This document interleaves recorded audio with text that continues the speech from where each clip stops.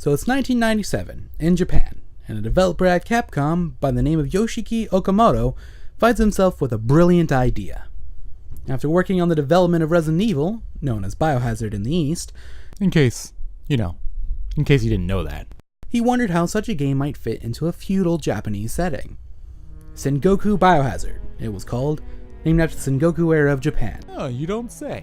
In the game, the player would make their way through what he referred to as a ninja house, filled to the brim with traps and secrets. The battle would take place using katana and shuriken. The house would contain hidden doors behind walls, ceilings that fall down to you, scrolls and ninja magic, and many other ninja techniques. Sengoku Biohazard was intended to come to the Nintendo 64's disk drive extension. However, this project never came to be. Perhaps it was due to the failure of Nintendo 64's disk drive extension, or perhaps Capcom wanted to move on to another direction. But regardless of its fate, the idea did not die completely. Inspired by Okamoto's idea, Keiji Inafune, that guy who made that rather obscure Mega Man series, before finally putting his name on the map with the critically acclaimed and beloved Mighty No. 9, went on to produce what was planned as the Onimusha trilogy, beginning with Onimusha Warlords. Originally developed for the PlayStation 1, the game was structured similarly to Resident Evil, but with more of an action focus, carrying over the element of pre-rendered backgrounds and fixed camera angles from its predecessor. Main character also kinda looked like a JRPG hero. Kinda reminds me of the Legend of Dragoon. About halfway through the game's development, however, this version was scrapped, as the development team was all too excited to get their hands on the new powerhouse that was the PlayStation 2. Though some design elements shown in this rare trailer did find new life polished in the final game. So now we find ourselves with the version that finally made it to the public, Onimusha Warlords on the PS2. So how is the darn thing? Well, Onimusha takes place in an alternative history version of the Sengoku era of Japan. It begins during the historic Battle of Okehazama, in which the Lord Oda Nobunaga cemented his name in history by crushing the Imagawa forces. But in this timeline, he's not really given much time to celebrate before yeesh! Now that is a bummer. Singing career? Over. Fast forward a year and our hero, Samanosuke Akechi, receives a letter from his cousin, Princess Yuki Saito, detailing her concerns of monsters kidnapping the maids and servants of her castle and numbing them like a bucket of barbecue chicken wings. And so, naturally, she's asking him to whisk her away like her knight in shining armor. So, Samanosuke bolts out the door and heads to her place, but he's too late. He arrives to find Yuki already missing, though the kidnapping seems to be recent because Frank! They hired Frank the Moth! In the arms of the angel. Quickly heading out, he finds her in the grasp of, oh snap, ninja demons! He struggles to fight them off and runs to her side, but the reunion is cut short as Samanosuke is knocked out cold by a giant monster. When he comes to, both the Beast and Yuki are gone. Samanosuke is then suddenly visited by a dozen Oni who reveal that the demons are known as the Ginma, and that the Oni have been at war with them. Furthermore, the Ginma had brought back Nobunaga from the dead to serve them. Dude's a little ticked off about the whole dying thing. And Yuki is to be used as a blood sacrifice for Nobunaga to gain demonic power.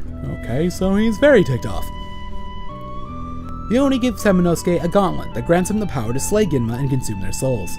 With this, Samanosuke ventures into Inuyama Castle to rescue Princess Yuki and stop Nobunaga and the Ginma once and for all. So Onimusha Warlords was actually one of the most graphically impressive games of its time, early on in the PS2's lifespan. Animations were done using motion capture, and the game actually marked the first instance in which a professional movie actor performed as a video game character, with Takeshi Kaneshiro starring the lead role as Samanosuke Akechi. The soundtrack was performed with a 200-piece orchestra and it shows, with the pieces resembling that of an epic film score.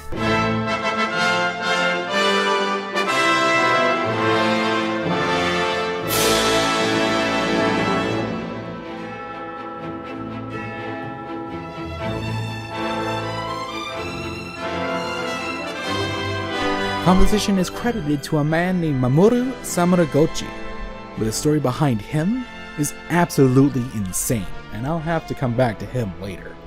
However, on the other end of the spectrum, the game's voice acting is another quality it shares with Resident Evil. As in, it's bad. Laughably bad. It's really you.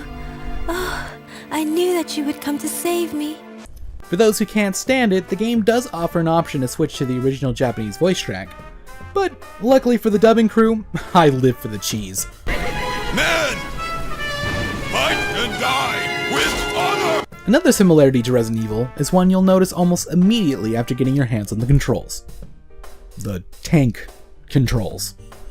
I'm not sure if they hadn't totally figured out the PS2 analog stick thing, or if the gameplay was vestigial from the PS1 development of the game, or if they just wanted to stick as close to possible as that Sengoku Biohazard idea, but your movement is restricted to the D-pad tank controls of the previous generation. While certainly serviceable for its time, and definitely for the survival horror genre, where it encapsulates that sense of fear and stress of making your escape, it's just quite jarring in this day and age, particularly going into this as an action game. It doesn't take too long to get used to, but it does come off as clunky and dated. Luckily, the same cannot be said for the combat, as it plays as smooth as warm butter. Your main attacks are done via the square button, which allows you to do a rather fluid combo of sword slashes. Holding L1 allows you to block, and holding R1 places you in a stance that allows you to strafe side to side, dash forward and backward, and change up some of your attacks in combination with the directional buttons. When an enemy is knocked to the ground, you can menacingly stand over them and plunge your sword straight down, dealing lots of damage and killing most enemies. Also, if timed just perfectly, you can counter enemy attacks with a difficult to perform but immensely satisfying insta-kill move.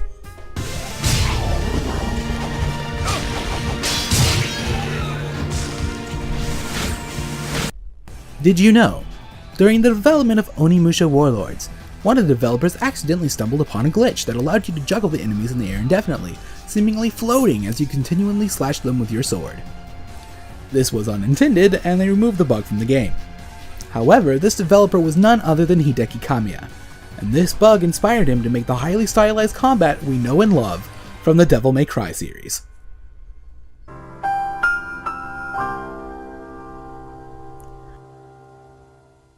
Throughout the game, you'll find 3 elemental orbs that you can place in your gauntlet to grant you corresponding weapons. A blue thunder orb called Shiden grants you the lightning katana Raizan. A red flaming orb named Koen grants the fire broadsword Inryu. And the green wind orb Arashi gives you Shippu, my personal favorite, a double naginata with the power of wind. Each weapon fights very differently from each other, its movesets working as tools for varying situations. Raizan is a well-rounded sword that balances speed and damage, excellent at fighting quick single targets. Inryu is slower, and has fewer hits in his combo string, but makes up for it in increased damage and knockback capabilities, as well as an extended reach, making it prime for tackling larger and tankier enemies. Lastly, Shippu is a fast blade that doesn't do much damage, but attacks in wide swings all around you, making it perfect for crowd clearing. Each of these 3 weapons have magic attacks that can be used with the simple press of the triangle button, each emphasizing further the merits of each weapon, draining the magic gauge to perform devastating damage to those it strikes.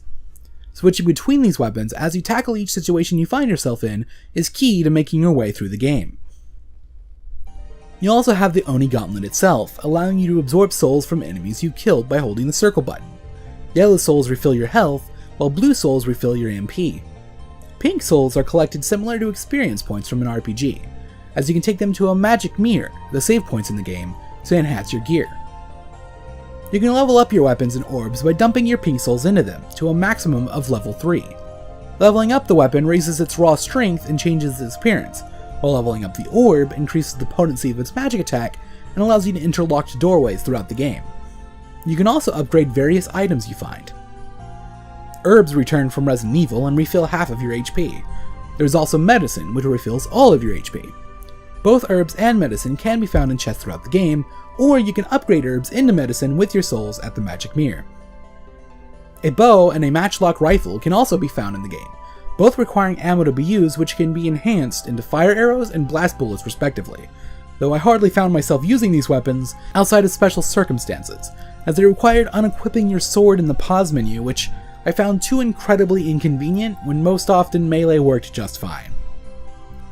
You also increase your abilities through rare power jewels and magic jewels, which increase your maximum HP and MP and are hidden throughout the game, often in puzzle-locked boxes.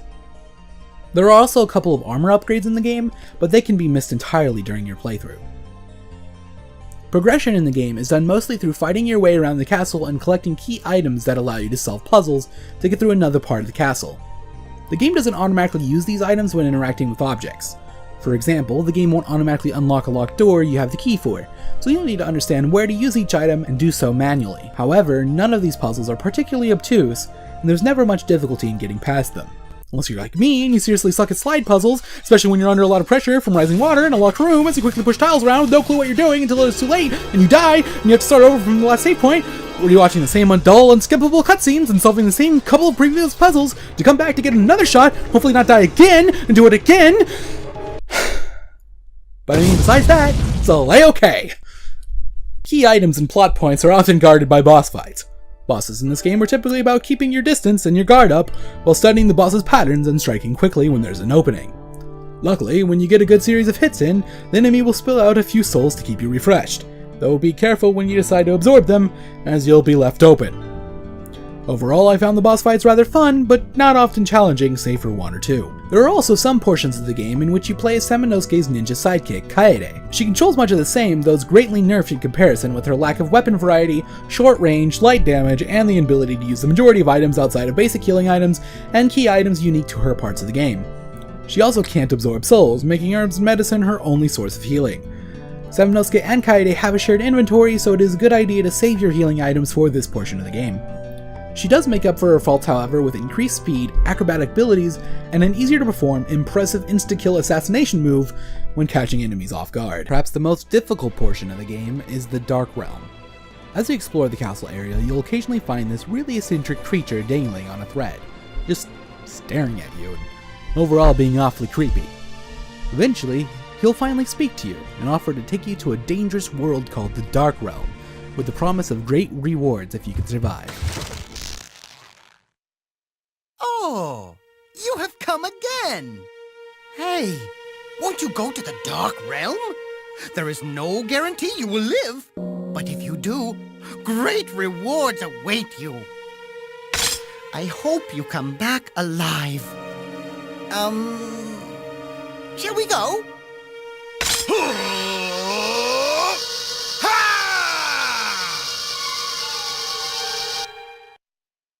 What awaits is a 20-floor unyielding onslaught of enemies with no breaks to save or enhance your weapons, so be sure to come in prepared. You can leave at any floor, but keep in mind that doing so will make you have to start over when coming back. The most important reward for this is the Bishamon Ocarina, found on the final floor. This item will allow you to get a secret but incredibly powerful weapon towards the end of the game. It attacks largely the same way as the normal sword or Raizan, but it has an infinite magic tech and does ridiculous damage, one-shotting most enemies. However, since it's held off till the final rooms of the game, its main purpose is making the, admittedly rather difficult, final boss easier. Also hidden throughout the game, as well as in a few floors of the Dark Realm, are a difficult-to-find collectible called Fluorite. They normally don't show up on the screen, the items only being found if you happen to interact with their location. Luckily, an item later in the game, the Vision Staff, will make these items visible. However, this is only after a point in which it's too late to go back and collect some. Fluorite do nothing in the game itself, but instead unlock bonuses upon completing the game. If you collect at least 10, you unlock a really badass extra costume for new games. A sinister panda. You can even take on and off the hood, and look at the cute little cub, and that flower bracelet. You just know the Ginma are quaking with fear.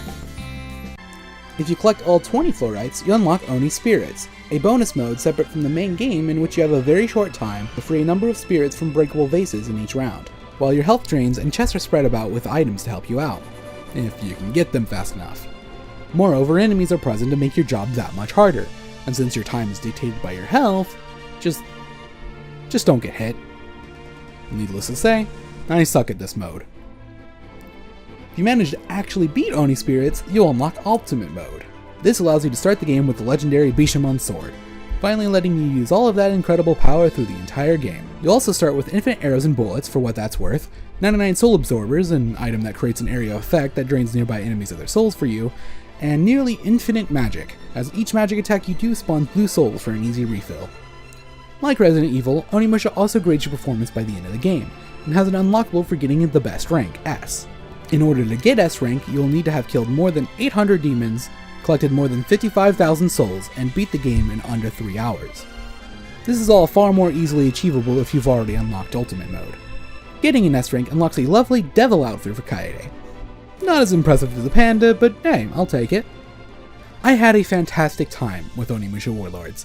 It brought to my hands fluid animation and combat, as well as an epic soundtrack, and also did a good job feeding my craving for adventure and exploration-based puzzles, all wrapped up in a nice classic samurai flick bow. Overall, I'd give this my final rating of a solid, sinister panda. Thank you guys so much for watching. If you enjoyed watching me ramble on, feel free to give it a like. And if you want to see me ramble on like that some more, well, I actually don't have much else to offer yet. This is my first video of this sort of thing, and I was pretty nervous to bring it out into the world, but here we are. But if you do want to see more, definitely click that ever so infamous subscribe button, so that my videos in the future will have a better chance of being suggested to you by the behemoth that is YouTube's algorithm. Also, remember how I mentioned that the composer guy's story is insane? I did make a little video about that on my other channel, OroCrimson 2. You can click the annotation or the link in the description to check out that if you're interested. I don't know about you guys, but I found it mind-blowing. Lastly, just between you and me, have you heard of VidMe? I was surprised I went so long without knowing it. For those who don't know, VidMe is another video hosting platform like YouTube, but this one seems like an actual viable alternative to me. The layout is familiar, and I've yet to run into any issues with slowdowns or spotty playback like I usually do on alternative video platforms. You'd also be surprised to see how many of your favorite YouTubers also upload on VidMe. Some of my favorites include Extra Credits, Jaden Animations, and Rerez. The community is rather small, and therefore seems more tight-knit, and that also makes it easier to discover smaller content creators that you would never find in the endless sea of YouTube. Best of all, the website appears to be totally ad-free, instead opting for a tip system that lets you donate to creators you like for a particular video.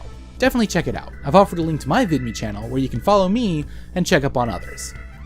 With that said, this has been your friendly neighborhood OroCrimson. See you next time.